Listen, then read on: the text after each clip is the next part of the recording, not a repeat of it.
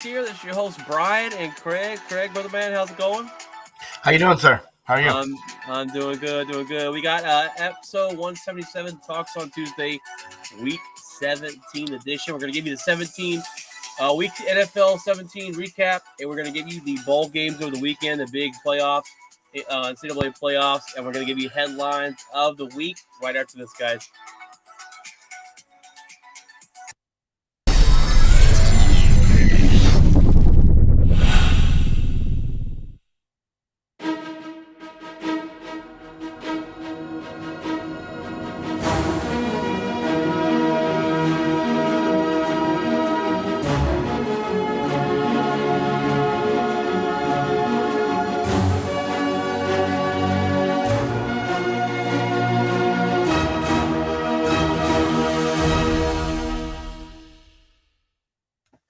All right, guys, welcome to the Outspoken Network Sportscast edition here for you.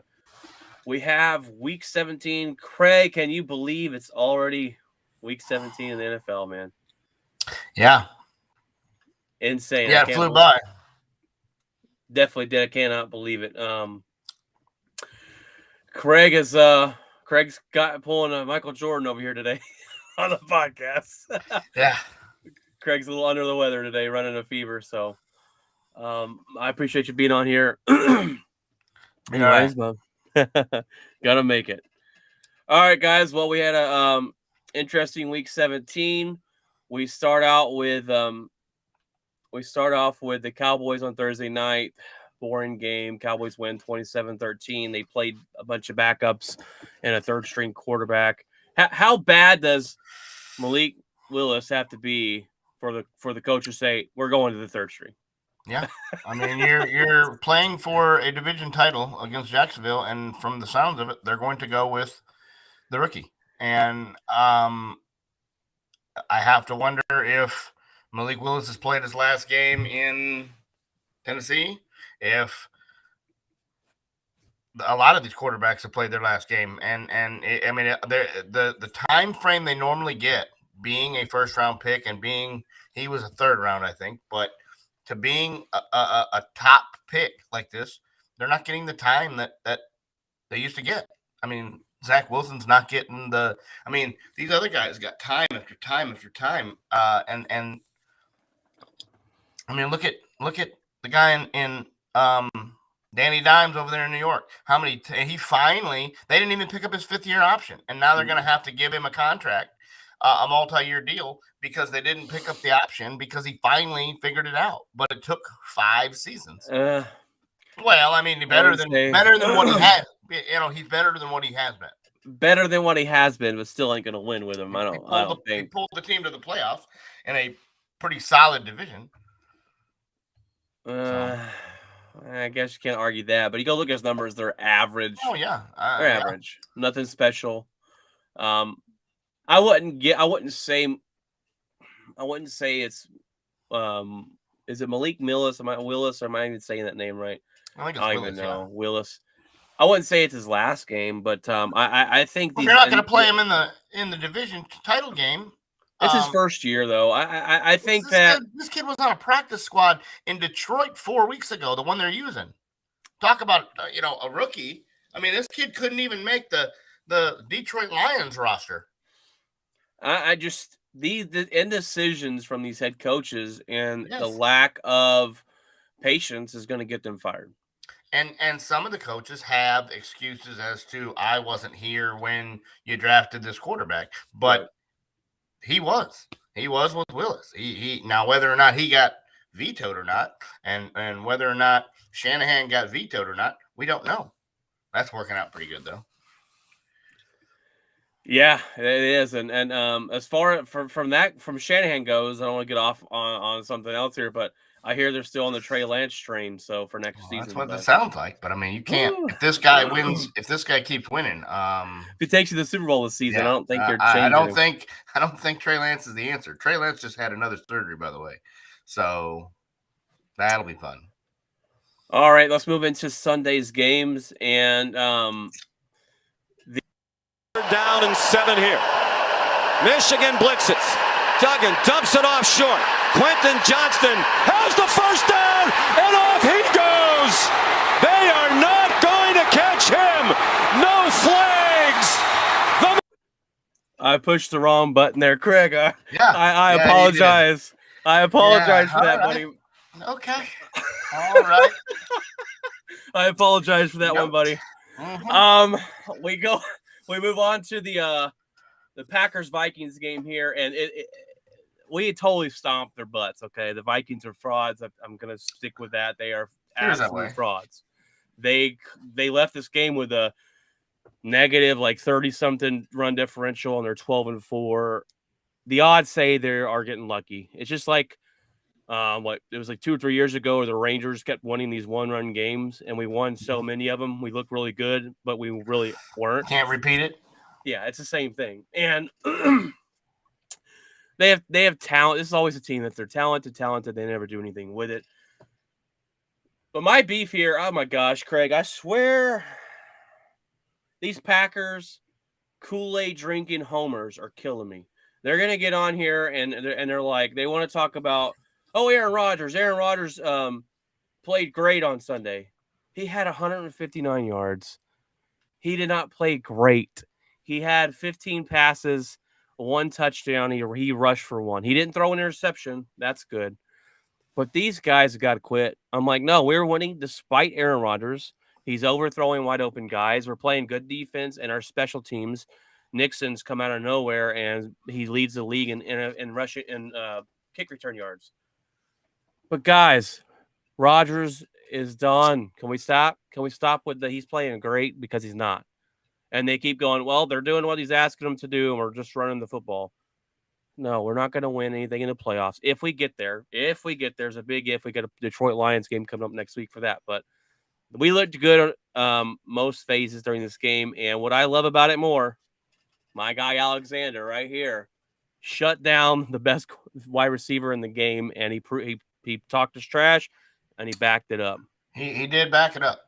He did the old giddy for the whole game and 1 for 15 and I mean, if you're going to do that, if you're going to say that you're going to put him on an island, then you better do it because nobody has been able to do it this year. Probably the Cowboys in Diggs locked him down, but then Christian Watson went, cuckoo for Cocoa Puffs and had 4 touchdowns. So there's that. And that's exactly what I'm afraid of if these teams make the playoffs is Rodgers was hurt earlier in the year. Yeah. When they were losing these games, we don't know the extent of that injury. We don't know how bad it was because the Packers never reported it. He was nowhere on an injury report for a month. All of a sudden, somebody saw the cast in the Cowboy game and went, hey, what's that? Oh, well, you guys saw it. It just happened. No, it didn't just happen. You've been having this problem for a month now, and you didn't report it. And so, yes. And so now he's probably healed. They've won a bunch of football games. The defense is bailing him out when he needs them to. And you don't want to face that team. Now, granted, if Dallas plays them, maybe they have to go into, if they're going to be the 7th seed, which they will be, they're not going to be any higher than that. Then they have to play road. Thank God no one has to go to Lambeau in January. But Detroit does. And I don't see – if this game was in Detroit, maybe. But I don't see that going into Lambeau in January and putting up a ton of points. I just don't. The Lions defense has been atrocious. The Jets put up 1,000. I mean, that kid, Zach Wilson, put up 300 yards. He looked like Dan Marino out there, and then he got benched. They played better against Chicago because Justin Fields can't hit the water if he fell out of the boat. But and they think he's the answer. Yes, 100%. and so it will be very interesting to see that draft pick. Do they go pick a replacement and try to move on from Fields, or are they all in on him? That's the draft pick you want to see. Not Houston, not any of the other teams. You want to see what Chicago does because that's going to tell you what they are doing with Justin Fields. They can say what they want to right now, but that draft pick will show you how in they are on Justin Fields. The bottom line is Rodgers is getting hot at the right time, and Brady's getting hot at the right time. For 3 quarters, he couldn't find anything, and all of a sudden, these teams are getting hot at the right time, and Dallas is not. And I'm telling you, it's going to be a brutal playoff thing for if you're a Dallas fan. I believe I could be wrong, but that's my opinion. Well, I don't want to get too far ahead because we will break down those playoffs. But I do tend to agree with that with you. Speaking of another team that you don't want to face, you just said them, the Detroit Lions on offense. They just put up 41 against the Bears. The Bears just are garbage. That's just is what it is. Yeah. They're kind of heating up. They're a team that can, and they're going to fight Green Bay hard next week. But they beat the Bears easily. This is just what defense is going to show up for them next week is really what it comes down to. We have the Falcons beat the Cardinals 20-19 with a walk-off field goal to win that one, edge them out. Cliff Kingsbury is packing his bags there in Arizona, I believe, and will be found his way out to the curb. And I don't really know if he finds another job in the NFL. He didn't have much success in college, and he gets an NFL job. He didn't have much success here with what some consider to be a great quarterback. So I don't know if maybe he goes and be a offensive coordinator somewhere. The only thing that I can think of is, as Patrick says, the playoffs are going to be a bloodbath. The only thing that I can think of is, I got sidetracked. We're talking about Cliff Kingsbury. And the only thing I can think of is they give him another chance because of the injury to Kyler. He didn't have a quarterback. He didn't even have the second string. The second string was in there for a small second, and he gets concussed, and he's out, and he's playing with a guy that was on waivers in the practice squad. Again, another Detroit Lions practice squad, David Blau. How these Lion guys are popping up everywhere all over the league and getting jobs and doing well, I'll never know. But yeah. they couldn't do well in Detroit, but yet they're popping up everywhere and they're getting starting jobs and they're doing well. But the only thing I can think of is how Kingsbury keeps his job is they say Kyler was hurt and he'll be back next year. You get one more year. That's the only way he keeps his job. If he doesn't, he doesn't. I think Kyler, between all the beef. Sorry, I think so. I think so. I think you're right. But that's the only way he saves his job is if they say, "Hey, we can't do it." Between all the beef, I think they pull in their quarterback and go, "Hey, what do you want?" And I think he says, "I want him out of here," and they move on because you just pay this quarterback a lot of money, and you're ride or die with him right now. So. That's that. I mean, he's going to have to accept Kyler as his quarterback. They're going to say, "We'll give you another shot." So they're going to give you another shot. We'll give you another shot if you accept Kyler. If you're going to bang heads, then you're gone. And I think that's going to be the argument.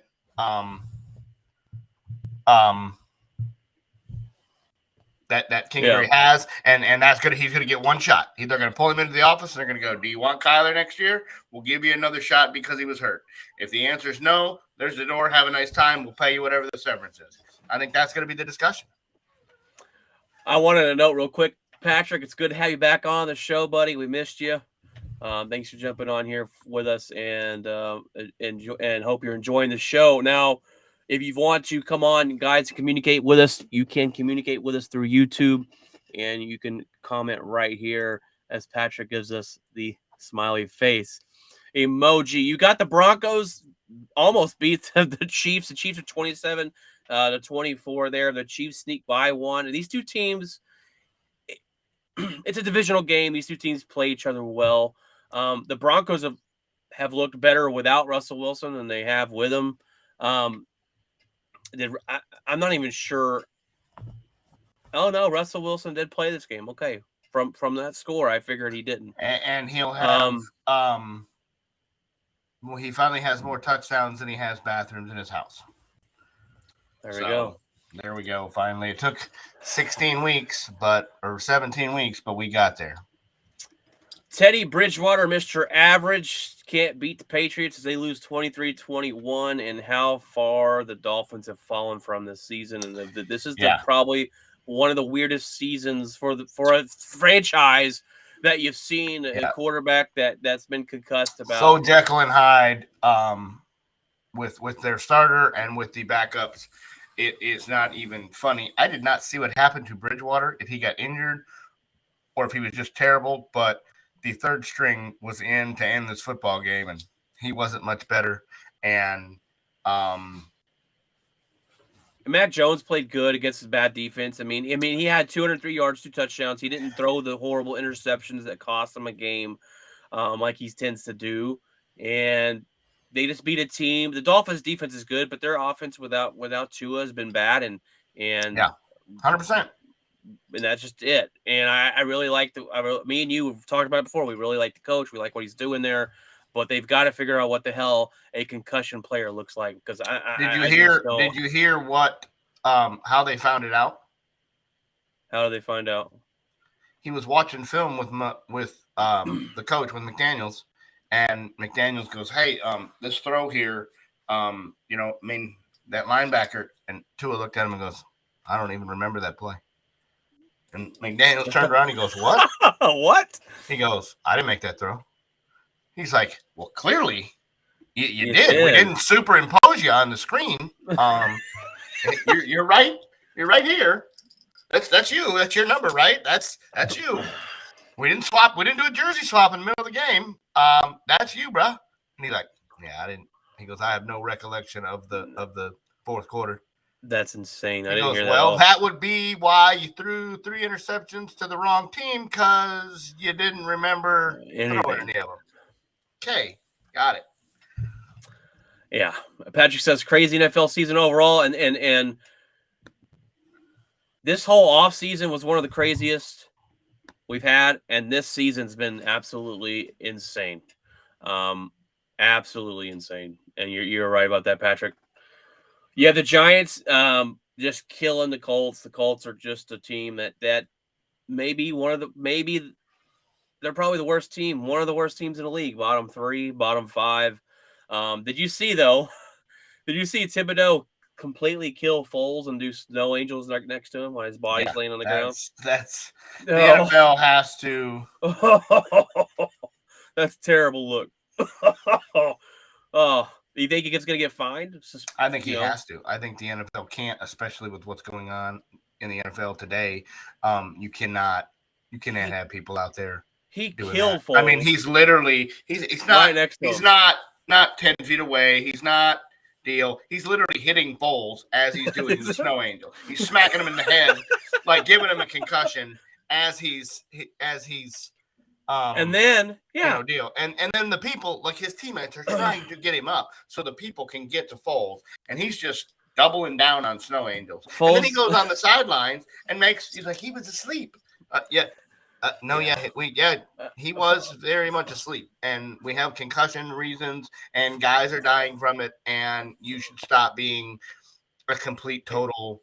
It's worthless. A trash move. It's a trash move. And if the NFL doesn't fine him, at least fine him, then there's something to the wrong.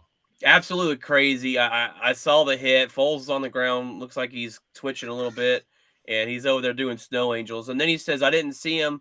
But then you go to the sideline and you go to the night symbol over here, and I said, if it was just the field, then maybe we could justify it, and he can play dumb and go, "I didn't see him," even though you were hitting him. You could say, "I didn't see him. It was a heat of the moment deal." But then you went over on the sideline after somebody on the team had told you, "Hey man, dude's out here getting carted off because he broke his ribs. Can we not?" And he's like, "Oh, that guy? You mean the guy that was asleep?" And he's doubling down. I mean. No, stop. It's a bad look. It's for a rookie, and he'll learn his ways as he gets in the NFL here. Saints take care of business against the Eagles as the Eagles still playing with Gardner Minshew, and it didn't look good. He didn't look like the Gardner Minshew who put up 34 against Dallas. I'll give you that. The Saints win that one, and the Eagles are still trying to win to close the division out. If they win next week, they will do that. But nothing really to write home about this game. Saints, they get Lattimore back, and he has the game-sealing pick six to end it. Bucks take care of business against the Panthers barely. They wait till the fourth quarter. They score 20 points and they win 30-24. Basically, going to clinch that division for them if they win this week. If they not already clinched the division, Craig, or are they still? Tampa? Yeah, Tampa's in. Tampa's in. They've won the deal because they have the head-to-head against Carolina. So even if they lose and Carolina ties them, they have the head-to-head. It's over. Carolina's out. They've been eliminated. That division's over. The only three teams in the NFC that can make the playoffs are the Packers, the Lions, and the Seahawks. That's going to be your 7th seed. 2 of them are out. 1 of them are in. That's it. Now, the top seeds can play around a little bit. We'll talk about that later. But the only team that can be in that's not eliminated are the Packers, the Seahawks, and the Lions. That's it. Browns take care of business against the Commanders and completely eliminated the Commanders in playoff contention. The Browns won 24-10. Nothing really to write home there. You got the Jaguars kill the Texans, and I believe are they playing for their division next week? The Jacksonville Jaguars? They are playing Saturday night. Tennessee and Jacksonville play the late game Saturday night. And it'll be for the division. Winner goes to the playoffs, loser goes home. That's it. Patrick says Lions, baby. He does it. He wants the Lions to beat the Packers next week. They have the hardest path. The Lions. Yes, they have to have both Seattle and they beat Green Bay and then Seattle has to lose. Yep. If to get in. Seattle just needs Green Bay to lose and to win, and Seattle will win. The Lions could beat Green Bay and still not make the playoffs if Seattle wins. Yes. So correct. They have to have both lose. And the easiest scenario is Green Bay just wins and they're in and everybody's out. And I think in January in Lambeau on Sunday night, unfortunately, I think you've given Aaron Rodgers too many feathers in his cap. And unless we're gonna bite some kneecaps off and get these guys ready to run through a wall and they show up like they did before. But that's what it's gonna take. It's gonna take to run through a wall and you're gonna have to put pressure on him. You're gonna have to stop the running game, and you're gonna have to put up 30. I mean, if the Lions put up the points they've been putting up, they'll beat them. I don't know if Jair Alexander and that defense will allow that. I don't know if the pass rush of Green Bay will allow that. I have no idea. I've not looked at the weather, what the weather's going to be. But Sunday night, that is another disadvantage the NFL should have thought of at 7:20 or 8:20 in Green Bay. It is going to be well, our defense has played as better cold as it's been as of late. We played with a lot of energy last week. We had we picked off Kirk Cousins a lot. We were surrounding the football. Our pass rush is not really there yet. We missing Gary, or one of the best pass rushers in the NFL, and it'll be a good game. I think Detroit always plays us well, but Jacksonville wins. They're in. If they lose, they go home. Jacksonville, though, they've been on a little bit of a hot streak as late, and Trevor Lawrence has really stepped up and looked to be the guy that they drafted. 49ers beat the Raiders in overtime. What a fascinating game this was. 37-34. It was back and forth all game. Devontae Adams made some amazing catches in this game. And but they fall short. Jared Stidham plays like we have a guy that a rookie, first time in the NFL, and he puts on a performance of a lifetime, and so 365. Woo! Yeah. 3 touchdowns. 100%. 2 interceptions, but the 49ers win, and they've already obviously clinched. They're just waiting to figure out what seed they're going to be. Yes. If they win next week, they'll be number 2 seed. Yes. So You got the Jets completely. And then you'll have to go to San Francisco, have a good time with that. Yeah, we'll be out. At least it won't be the NFC Championship game they beat us this time. It'll just be the first round. Jets and Seattle played, and Seattle won this game 23-26, keeping their hopes for a playoff alive as it all comes down to next week. And the Jets are going to have another losing season, and they're going to really have to think over their quarterback decisions, their head coaching decisions looking forward at the end of this season. Down and 7 here. Michigan blitzes. Duggan dumps it off short.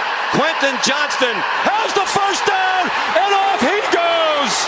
They are not going to catch him.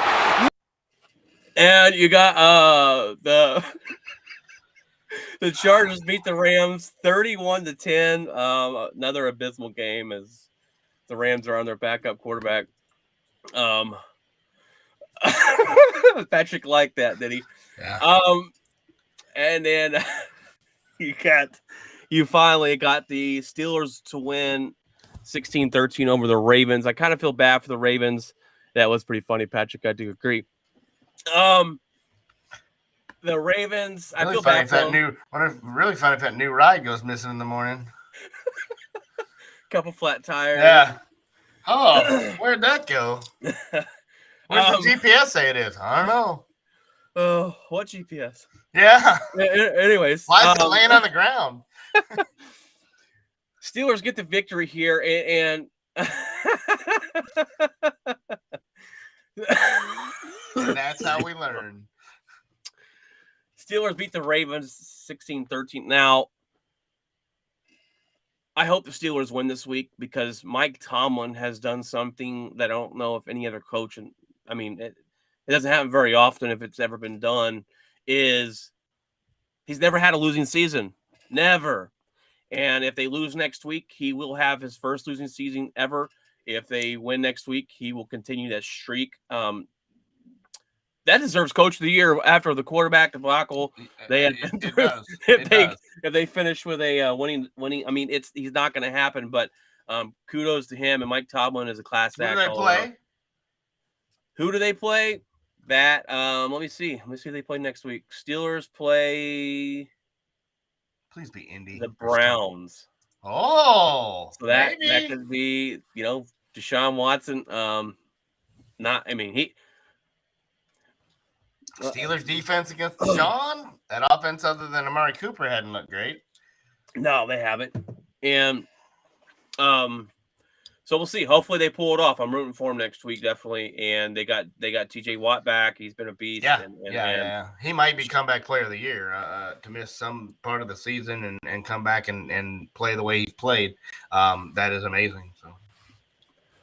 All right, guys. Well, that is your Week 17 recap. We've got the NCAA bowl games coming here for you. We have one more time, Craig. Down and 7 here. Michigan blitzes. Duggan dumps it off short. Quentin Johnston has the first down, and off he goes.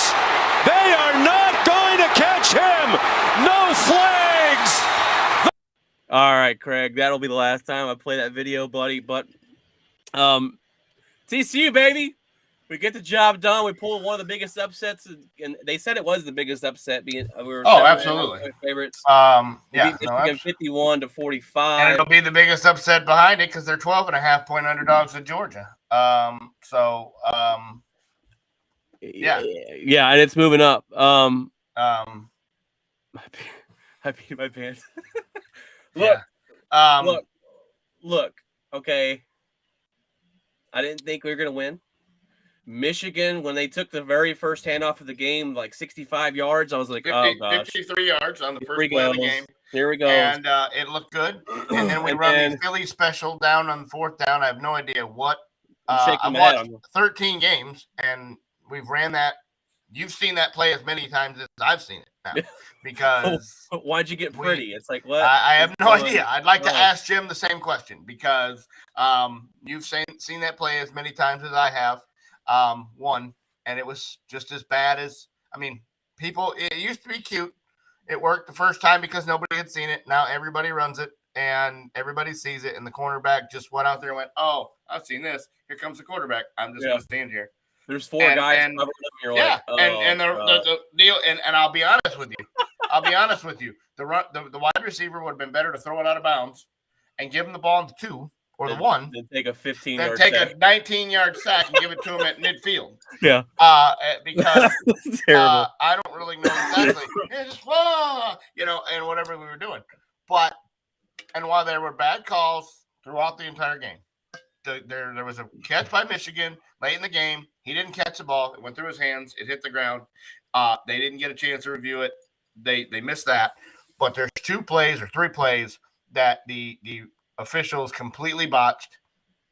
The touchdown by Roman, he catches the ball. He lands in the end zone. He does not have full control of it. When he does have full control of it, he's in the end zone. He crossed the line. You called it a touchdown on the field, which means you have to have clear evidence that you see something to overturn it.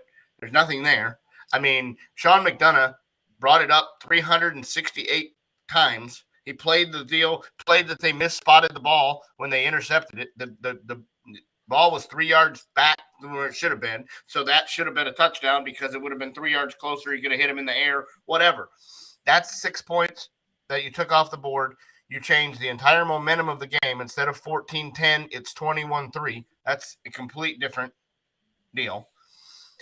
The last drive of the game, TCU jumps and forces Michigan to false start. That's the definition of encroachment. You cannot come into the neutral zone and make the offensive guy move and deal. And they called a false start on Michigan. There's another 5 yards. And the creme de la creme, please tell me that wasn't targeting. What is the definition? I lowered my head. I hit you in the helmet, and I crown of my helmet, crown of your helmet, and I led, and we had enough evidence to review it. And I understand that you do not want to end a national semifinal on that call and deal. So congrats to TCU. They won. They got the Michigan still let up 51 points. And that's the bottom line, is that defense has not let up 21 all year, and they let up 51. Now, granted, 2 of those were pick sixes, and so that's 12 points on JJ. The fumble on the 1 yard line, which it should have been a touchdown, but I mean, it wasn't even close. You got a hold of the ball, man. He didn't even get it in there. I mean, JJ just dropped it on the ground, and it kicks it right into the end zone. And instead of being on the 1, it comes out to the 20, and TCU marches down the field and scores. When I thought the game had changed was when it started the fourth quarter and Michigan had got it within 3. And the play that you just played, I thought was the straw that broke the camel's back. That's why Johnson stutter steps. He runs just a simple drag route. It's just a simple drag route. The linebacker comes down. He should get him, no problem. And he goes to get him, and Johnson takes like a stutter step. And when he takes a stutter step, the guy goes in front of him, and there is nobody down that sideline. Nobody. And that guy runs a 4.40, and so he is going to NFL wide receiver, that guy is. 100%. And look, Craig, you make some valid points that the referee in this game was not TCU had some bad calls too. The roughing the passer that they had, terrible. It looked like it originally. I called it when it first happened. I was like, that was roughing the passer. He called it, and then when they reviewed it, I went, "Oh, that's not as bad as I thought." And now, here's what I saw. Okay, when I watched this game, I think Michigan totally underestimated TCU. 100%. We came out, we played physical, we knocked them in the mouth. Michigan tried to answer late. That play that I keep playing over and over again, I think, is the exact play that was kind of like, oh my god. I'll tell you what happened was, whoever the offensive coordinator is for Michigan, I'm going to ask him a number, and it should haunt him for all of the offseason and all of next year, and that is number 13, your linebacker. Because he wasn't blocked one time the entire game. No one put a body on him. Not at all. That dude would stand there, you'd snap the ball, he'd stand there and go, and then run, and bah!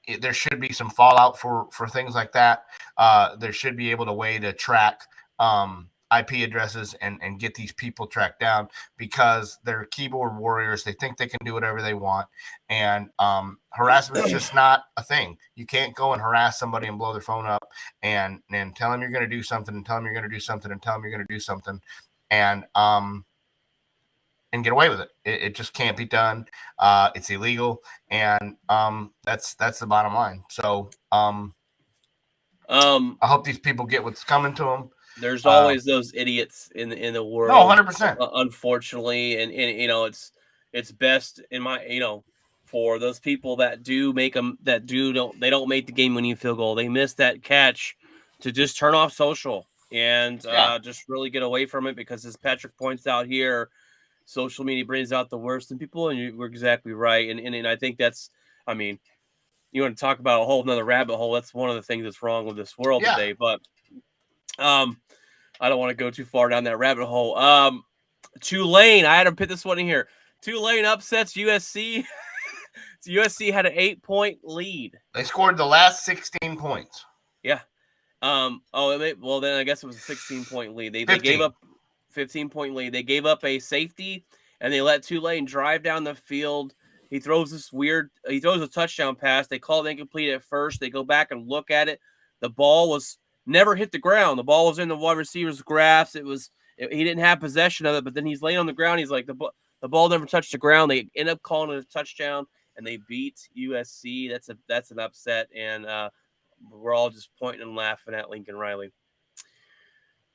Lincoln Riley can coach offense, but he cannot play defense. He cannot coach defense. He cannot, and his brother is apparently offensive coordinator. Yes, apparently it's the same way in TCU. Looks really good. All right, guys, we have your headlines. Right after this, guys.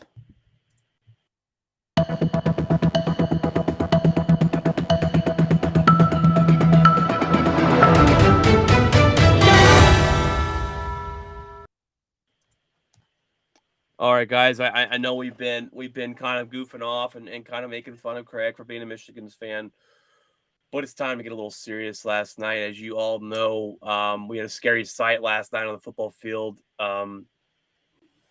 Damar Hamlin went into a cardiac arrest after making what seemed to be a routine tackle.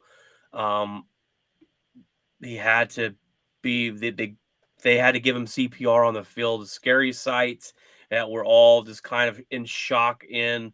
I think the players were in shock and disbelief and crying on the field, and just everyone. It's been a sad kind of day today, and we're prayers and thoughts out for him and his family. They do believe the shot into the chest was kind of what caused it, caused his heart to go out of rhythm, and it's just something that you never want to see. And injuries happen in the league. Injuries happen all the time, but nothing like this. We've never seen this before, where someone's had to have CPR on the field. And I give kudos to the Bills team, the teammates of the Buffalo Bills and the Bengals, who kind of huddled around Hamlin last night so we couldn't see what was going on, because that's not something we want to see. That's not something that his parents and family members want to see, let alone his teammates that were kind of looking the other way. And as it's a scary sight, and we pray for him and his health, and hopefully that he's going to recover from this 100%. I don't know. We have no clue. He's in critical condition. They do have him in a coma to do tests and see kind of where he's at. Obviously, the worry here is how long did his body go without oxygen and blood, and that's when things turn deadly. But hopefully, since this happened on the football field, they got to him quickly enough to kind of stop any of that bad things from happening. And we will tune you in whenever we find out. We still don't know anything much more than that. We've gotten to find out a little bit about Damar Hamlin's character today, about his charity, about he always goes out on the field and gives his family a hug and seeks them out. He's a 6th round pick. And I wanted to share something real quick, Craig, before you talk about it, or before you weigh in here. But he has a charity set up for his city where he comes from in Pittsburgh, and that donates toys to underprivileged kids in the community. And he had a goal set for 2,500 because he's on a rookie contract, 6th-round pick. They're not making the $30 million, $100 million contracts. He's only making, I think his salary is like $3 million over 6 years or something. Well, everyone was so felt so bad for him, and wanted to contribute in a way that his charity has reached over $4 million now. So, and that was this afternoon. It may be more than that by now. It's absolutely amazing to see the world come together the way it has for such a scary thing, and it shows that we still care about people, and it's just good to see that. But obviously, we pray that Damar Hamlin's fine. I don't care about his football career. I hope he's fine and able to have a good life after this. But that's in God's hands right now.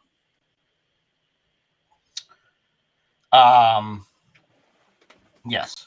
I watched this last night. I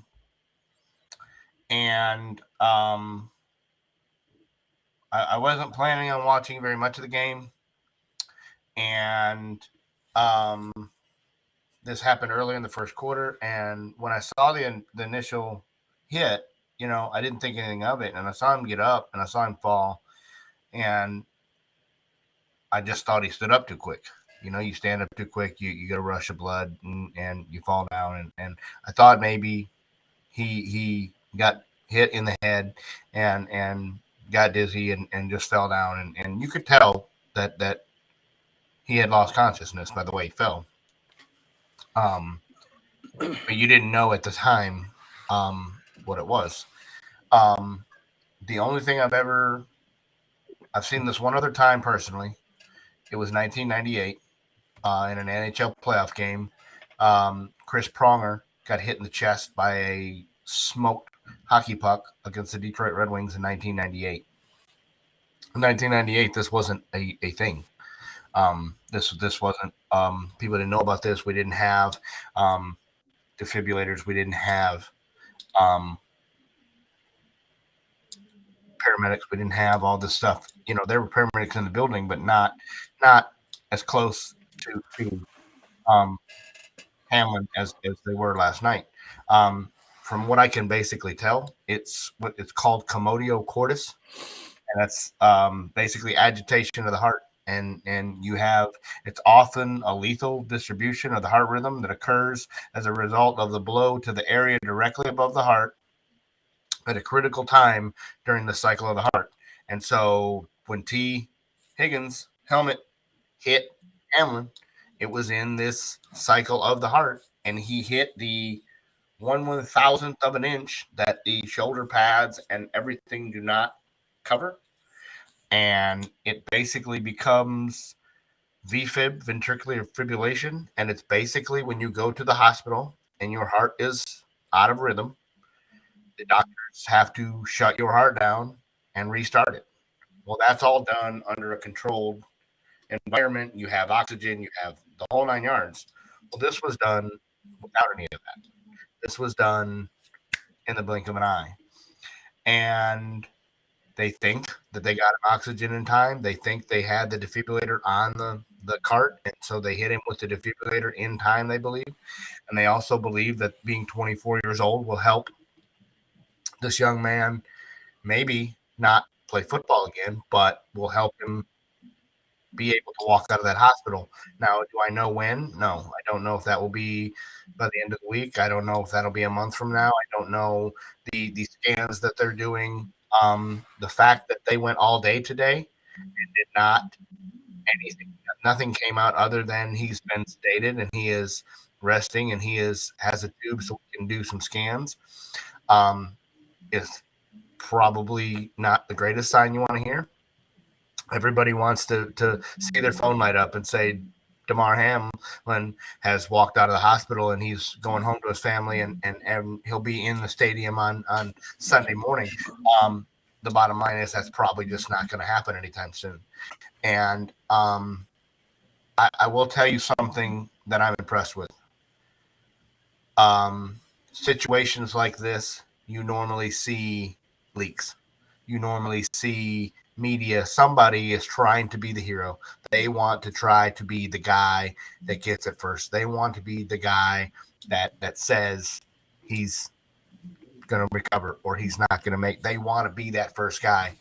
And I absolutely respect everybody from Buffalo, everybody from Cincinnati, everybody from ESPN, everybody from CNN, all these news networks, that it's their top story now. This is the top of it leads every newscast, whether it's your local news, whether it's SportsCenter, whether it's CNN, whether it's anything, it's leading it. But they did not invade this family's privacy. They did not. There's been no false reports. There's been no, he didn't make it, he did make it, he did this, he did that. There has not been a single one of a false reporting.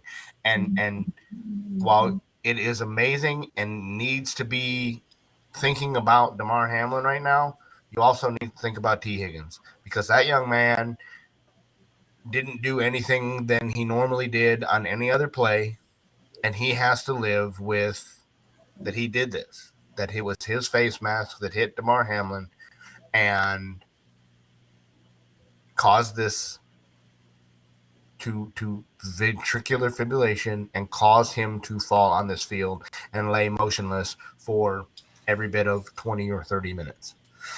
It's the scariest thing I've ever seen. I hope you never see it again. ESPN did an absolutely amazing job for the hand they were dealt. There is no protocol to deal with anything like this. There is no anything to guideline or anything. The NFL, Troy Vincent has said there was never any kind of 5-minute, we're going back to play. He said that was never said. I don't know where that came from. Clearly, the Damar Hamlin was the only priority last night, and this game will not be made up. It will be made up, I believe, if Kansas City loses and Cincinnati and Buffalo win. They will try to figure out a way to make this game up. But as long as Kansas City wins on Sunday and it doesn't matter, this game will get scrubbed from the record, and we just won't play it, and we'll move along. And that's what needs to happen. And that's exactly what needs to happen. And or you need to go off of win percentage and just not make it up anyway. And because they're short a game, their win percentage, if it's above Kansas City's, then it's above Kansas City's. But my question is how do these players continue to play a game? And does this change, just like Dale Earnhardt changed NASCAR, just like the Malice at the Palace changed NBA basketball, just like things have changed sports forever? Will this create the NFL to look at something and look for a plate that goes in this area, or will they put something on the face mask like how they wear in many camps, the cushions on top of the helmets? What are we going to do to make sure that this situation that happened last night in Cincinnati does not happen again? And I don't know if that will happen or not. It seems to be one of those 1 in a million fluke things. 100%. They say this happens more in baseball and hockey because of getting hit with the ball real hard or something like that. And you don't have the protection. Guys in hockey dive in front of pucks all the time. They put their foot out, they put their leg out, they put their body out. That's what they do. That's what these defensemen do. They pull their jerseys off at the end of the night, and they're just they're bruised up and they're beat up, and that's what they do. And Chris Pronger has sent him a message and sent his family a message and said, this is not the end of the world. I survived this back in 1998 when it was a death sentence. And so hopefully the family can and Pronger was older at that time. He wasn't 24. But the medical staff last night appeared to immediately put the defibrillator on, immediately get oxygen to this young man, and immediately do the things that need to be done.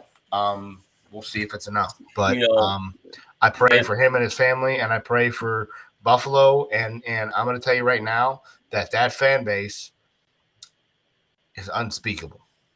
I mean, to shovel the guys out of Blizzards to raise $4 million to the Buffalo Mafia, the Bills Mafia, as they're called. It's a fan base that I thought some of these other NFL teams were absolutely, the best fans in the world. Everybody wants to think that their fans are the best. I'm telling you right now, it's hard to argue Buffalo being right at the top of that list when they're out there shoveling players out and raising $4 million. That was $4 million at noon. Probably is more than that. Man, 2 49ers players that donated large amounts. The NFL has handled it the best they know how.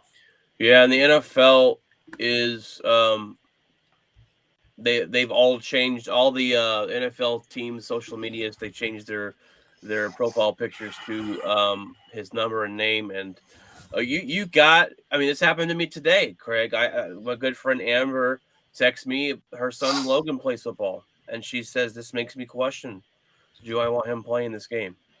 And I think it will a lot. It will a lot, and maybe that does change some people's past in life. But this game is physical, and unfortunately, we've never seen this before. That's why this has been put us into shock. I think it will be. I think it will be very hard for DeMar Ham to ever convince anybody in his family to let him go back out there and play football. I can promise you that. Yeah. So it's definitely something to think about, guys. But like we said, we're praying for him, and hopefully he has a full recovery, just to have a normal life. But all right, guys. Well, we're going to move on to the next headline here. The Commanders head coach, Ron Rivera, looking like a buffoon, did not know he could be eliminated Sunday. They ask him, hey, if you're eliminated earlier today, or if you're eliminated later today, and Ron Rivera goes, eliminated? We could be eliminated today? Like he had no clue that he could be. How does this happen? I don't understand. Does he... I think he's trying to get fired, Craig, because this guy puts back in Carson Wentz in a playoff deciding game. What are you doing? Yeah. Is he looking for a way out? I don't know. It wasn't necessarily that Taylor Heineke has great numbers and is just lighting the world on fire. What he has is that locker room. That team, when Taylor Heineke took over and went into that huddle, you noticed a entire different performance of that football team. And you watched that football team on Sunday, and they were flat. And I will be interested to see how they come out and play against the Dallas Cowboys on Sunday. If Taylor Heineke's playing, then they might. Because I honestly just can't understand what he was doing. And maybe you're right. I didn't go in that far into it to think that far into it. But maybe he is. Maybe he's done. Maybe he thinks that he's trying to sabotage himself. And that organization is clearly on fire, and it's burning at the stakes anyway. I wouldn't want anything to do with that. I would see myself out. Yeah, I'd retire. I would retire. I would retire yesterday. I wouldn't even come to the stadium Sunday. I would pull an Urban Meyer and retire because of health reasons. Yeah, and then take a job next year. Go TCU bloodbath. Patrick Tennyson. He said he's going to bed, boys, but he's try to be on more. Thank you, Patrick, for joining the show. We appreciate you commenting with us here. Last one, Craig, and it's mainly for you. Rumors swirling that Jim Harbaugh could leave for the NFL if offered a job from Michigan. What say you? Do you want your head coach to leave? Do you want him to come back? I think he's underachieved there as Michigan head coach, but that's I'll leave that up to your call. Not necessarily underachieved the last 2 seasons, because he's won 15 of the 17 games, but where I have a problem is he hasn't won a bowl game in 6 years. And 0-8, right? 0-6, 0-7. 0-6. And some of those were not national championship playoff games. The last 2 years were. But my question is, this team showed up to both of those playoff games, and they weren't ready.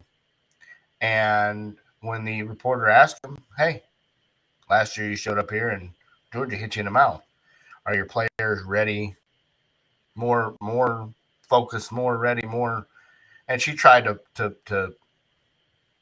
word it in a way, word it in a way that's possible. And he looked straight at her and he goes, "I don't know. I'll have to find out when we're done." And I sat there on the couch and I looked at my dad and I said, "What did he say?" What? Yeah, what did he just say? "I'll have to answer you when we're done." No, you say, "Yeah, I fixed last year. We showed up last year and we came out flat as a pancake and we looked terrible last year. And I promise you that we are not going to come out this way this year." And last year he went for it on 4th down against Georgia and didn't get it. And Georgia come down and stuffed it in their throat. And this year he goes for it on 4th down again and doesn't learn his lesson. Take the points. If he just takes the points, the 3 times that he's inside the 5-yard line, just takes 3. Guess how many that is? It's 9, and you lost by 6. You don't need the call. You don't need the ref to do 9 points. If you just take the field goals while you're down there, granted, the one was 1st and goal, so you're not gonna. I don't expect you to kick a field goal on 1st and goal and you fumbled it. Okay, but 6 and it ties it. You fumbled and you ran the Philly special, and you had another time inside the 5. 3 times inside the 5, and you got no points. And you can't do that. I don't care who you are. You cannot give team opportunity to hang around, and that's what they did. And so they deserve to lose. And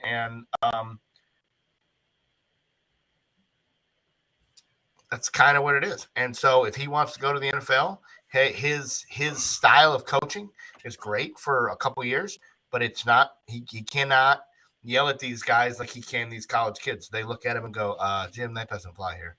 So just like in San Francisco, he went to San Francisco and it was great. While they were winning, they went to the Super Bowl. They went to 3 straight NFC Championship games. I mean, this guy's a genius. And then all of a sudden they're like, "Hey, listen, that doesn't fly, bro." The yelling, the screaming, the foaming at your mouth and spitting on us, like that doesn't work here. And that's why Urban Meyer doesn't work. That's why Saban hasn't gone. It's because, and that's why the guy from Clemson hasn't gone. These guys can go down here.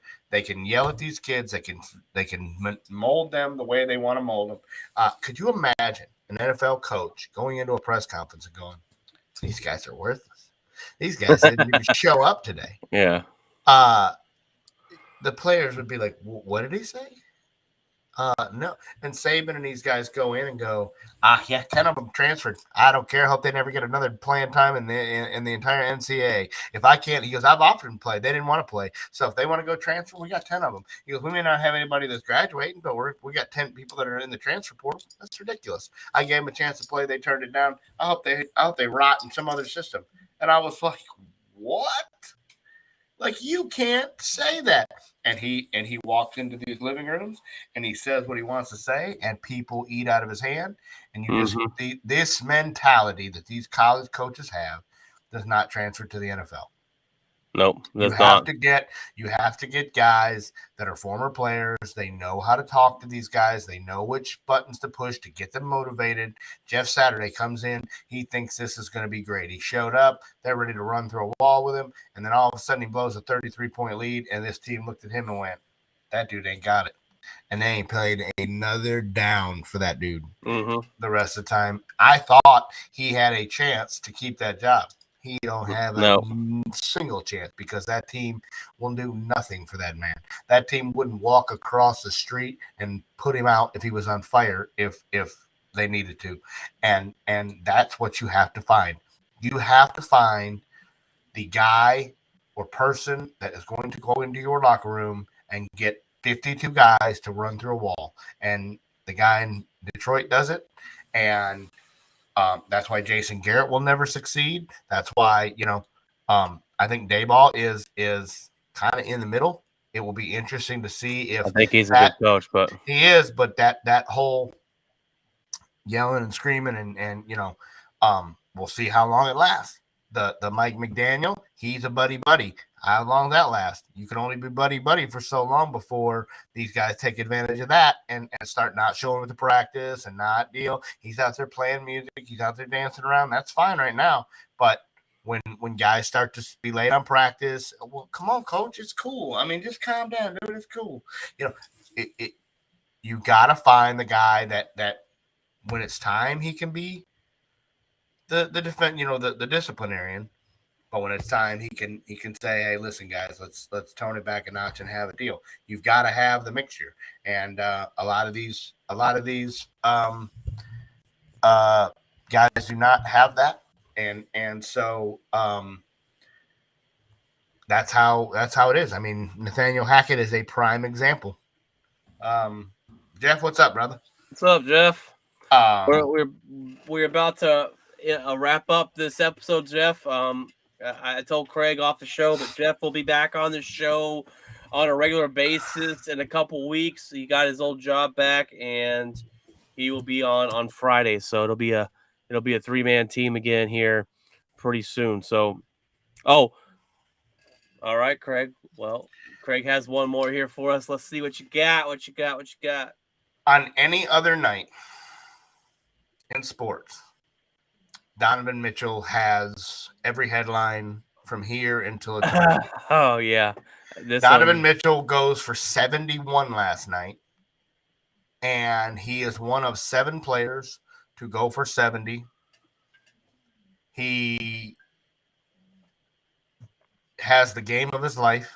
He's slinging his body around, throwing deals up, missing free throws, diving, throwing, making miraculous shots, brings his team back and beats the Bulls and scores 71. And unfortunately, it is not a single on anybody's radar because of what happened last night in Cincinnati. And so it's an accomplishment that nobody will ever take from him. And I hope that the NBA goes back after all this is said and done with the NFL. I don't expect the NBA to parade around and make a big deal of it right now, but maybe at the All-Star game, maybe when there's a deal to go back and revisit this and show the highlights of a very, very solid basketball game that a guy went and put 71. If that was Luka, we would want the same thing to be recognized when the time was right. We wouldn't want to overstep. We wouldn't want to have made it last night. I didn't expect it to lead Sports Center when Scott Van Pelt came on. I didn't expect him to go, "Hey, hold on. Donovan Mitchell scored 71 last night." But yeah. But to not talk about it at all is absolutely a something that man any other night is the leading headline and the leading deal, and he should at some point get the recognition that he deserves. And it's when you're one of 7 in the entire history of the league to score that many points. It's impressive. No, that is definitely impressive. I did see that a little bit in passing, but like you said, it wasn't really out there, and for obvious reasons. But yeah. All right, guys. Well, that is your show this week. Tuesday, Talks on Tuesday here, and we got a show coming for you on Friday. We're going to talk about the playoff scenario headed into the weekend to get you all up and informed in what's going to happen in what games and who needs to clinch what. We're going to give you any other headlines that happen. Hopefully, we can give you a DeMar Hamlin update with some good news. And I hope you guys have a fantastic rest of your week. God bless, guys, and remember, keep it outspoken.